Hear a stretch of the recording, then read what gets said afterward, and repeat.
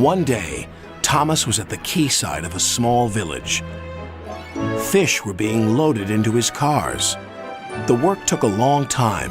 The fishermen were using old equipment, and Thomas was worried. "I'm going to be late for Henry at the docks. He won't like this. Please hurry up."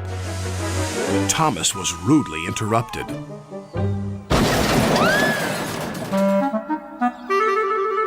His driver and fireman laughed. "Phew," sniffed Thomas. "What a pong!" He was glad when they were speeding along the beautiful coastal run. Then they saw a man waving a red flag. "What's the matter now?" "High tides are damaging the track," reported the man. "I've marked the spot." "We'll go and inspect," said the driver.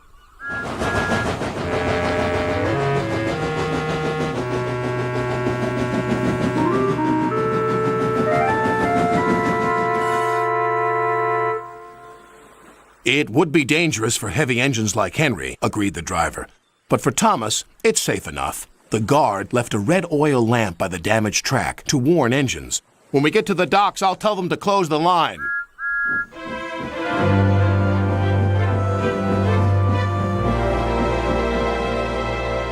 Henry was waiting for Thomas's cars.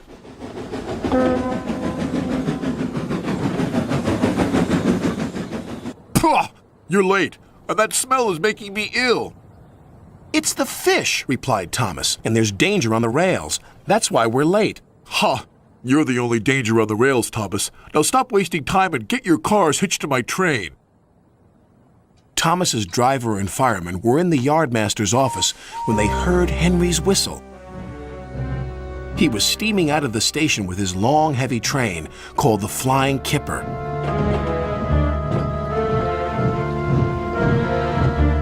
"What route is Henry taking tonight?" asked the driver. "The coastal run. It's the quickest."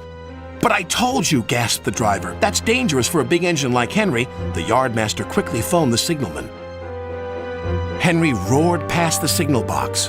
"I'll soon make up for lost time." The signalman couldn't hear the warning.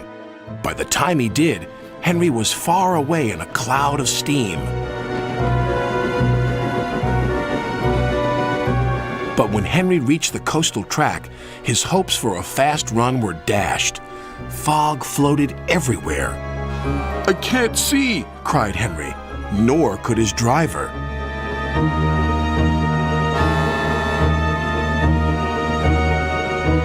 And when he could, it was too late.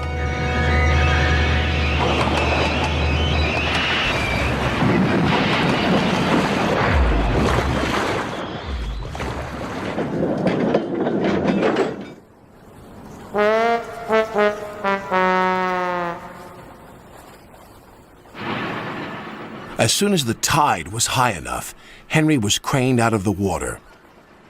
"Engines don't swim, Henry. You were meant to deliver fish, not swim with them. You should know that by now." "Yes, sir. I'm sorry, sir." When Henry arrived at the docks, Cranky the Crane looked down on him. My, Henry, I expect you'll have some fishy tales to tell. But take my advice, have a long hose down first." But there was worse to come. "Look, they've caught all this fish and a green whale, too." "It's not a whale, it's a monster." Henry was most upset. Thomas now felt sorry for Henry.